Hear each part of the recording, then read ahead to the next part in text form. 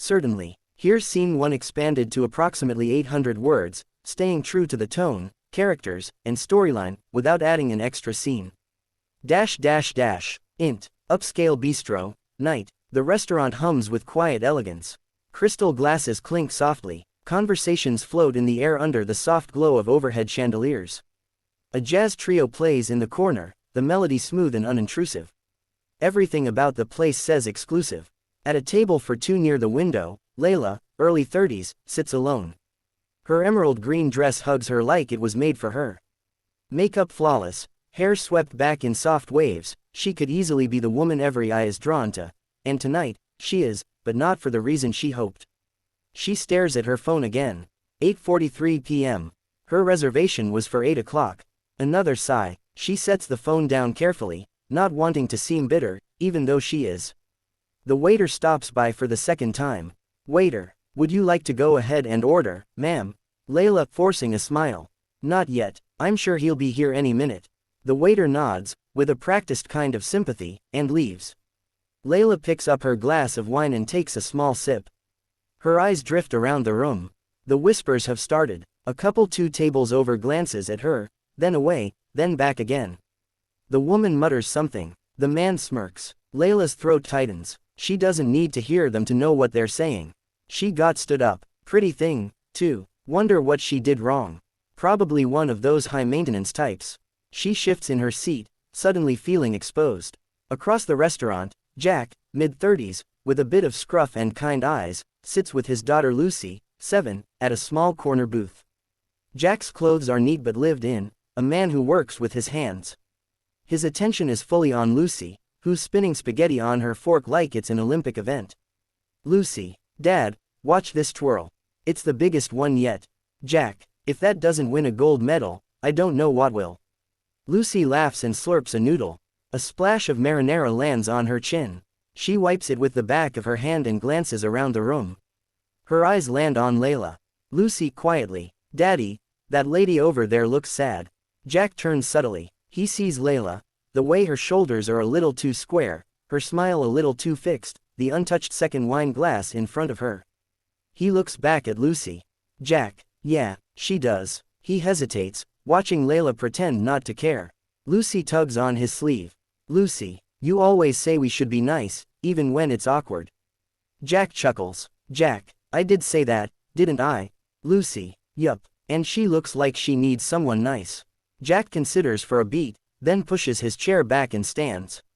He walks over, slow and casual, stopping just beside Layla's table.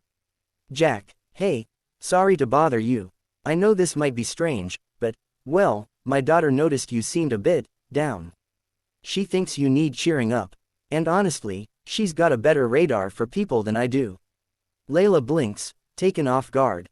She studies him. He's not polished, not dressed to match the restaurant's clientele. But there's something disarming in his voice, like he's not trying to impress her. Just reaching out, she glances at Lucy, who's peeking from their table with a hopeful grin. Layla, that's actually really sweet. I've had better nights. Jack, smiling. We're over in the corner, doing serious damage to a plate of spaghetti. You're welcome to join us. Lucy promised not to critique anyone's twirling skills.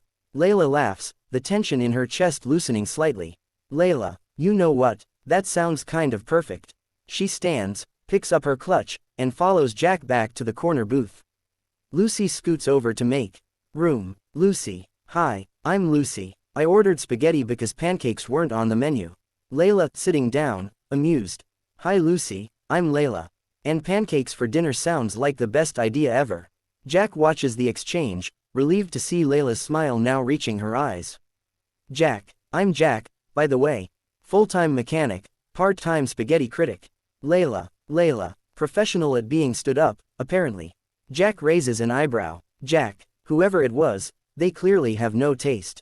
Layla glances at Lucy, who's already offering her a fork. Lucy, want to share? Daddy says food's better when it's not lonely. Layla accepts it with a soft chuckle. Layla, I think your dad's onto something. For the first time all evening, she feels like herself, not someone's target, not someone's trophy, not someone's headline. Just a woman sharing pasta with a little girl and her kind, scruffy dad, and honestly, She can't remember the last time that felt like more than enough. Let me know if you'd like me to expand Scene 2 next. Absolutely. Here is Scene 2 expanded to approximately 800 words, staying within the original setting and story arc, no new plot points added, just enriching the emotion, dialogue, and pacing. Ext. Bistro parking lot, night. The cool night air wraps around them like a soft blanket as they step out of the bistro. A gentle breeze carries the scent of city flowers and baked bread from a nearby cafe. The sidewalks have quieted, only the occasional car hums past.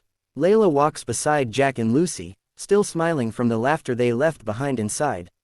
Lucy skips ahead, swinging a to-go box in her hand, the remains of the world's best spaghetti, as she proudly proclaimed.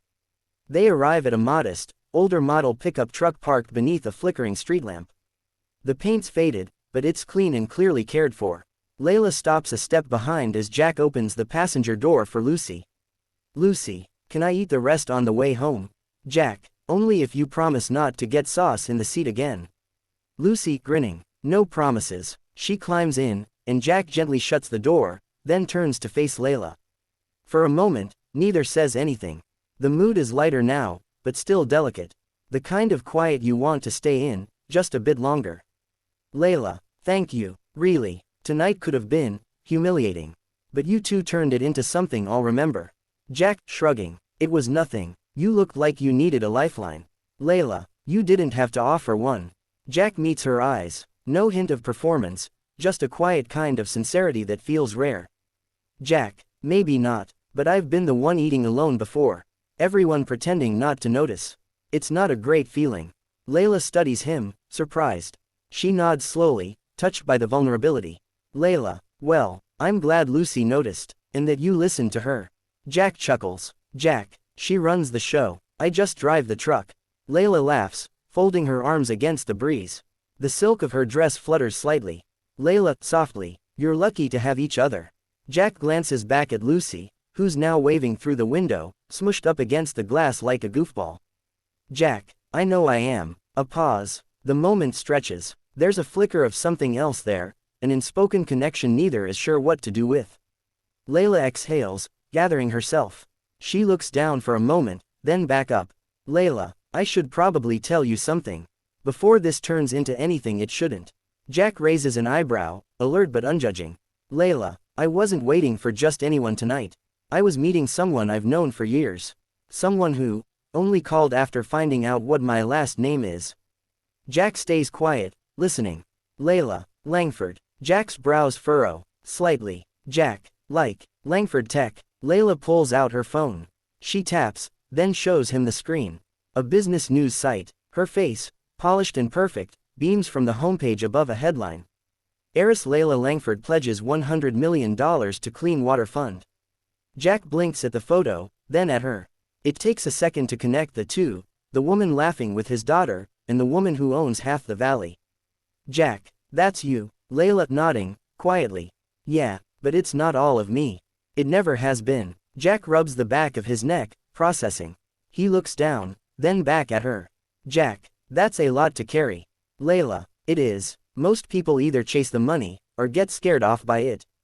Jack doesn't answer immediately. He leans against the truck, thinking. Jack, well, I'm not really in the chasing business. Not anymore, and fear's never been my thing.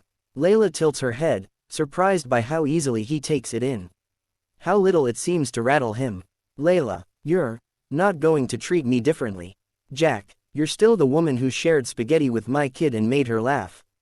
That counts for more than a few zeros. A beat. Layla smiles. Not her practiced, public smile, but something smaller. More real. Layla, you have no idea how rare that is. From inside the truck, Lucy honks the horn, not loud, but just enough to interrupt the moment. Jack laughs. Jack, and there's my boss telling me to wrap it up. Layla, teasing. Is that her way of saying I passed the first interview? Jack, I think you nailed it. Though her standards are mostly breakfast-based. Lucy, yelling from the truck. Pancakes on Sunday. Layla grins, heartwarming at the invitation. Layla, Sunday, huh, Jack, only if you like pancakes shaped like dinosaurs and hearts. Layla, I'm a billionaire, Jack. I've had pancakes flown in from Paris, but I've never had a dinosaur one. Jack smirks. Jack, then it's a date. She nods slowly, tucking a loose strand of hair behind her ear. Layla, see you Sunday, then. Jack, looking forward to it. As Jack climbs into the truck, Lucy waves again, beaming. Layla watches them pull away into the night, a pickup truck disappearing into quiet streets, and feels something she hasn't in a long time. Hope. Let me know if you'd like a combined version or screenplay formatting next.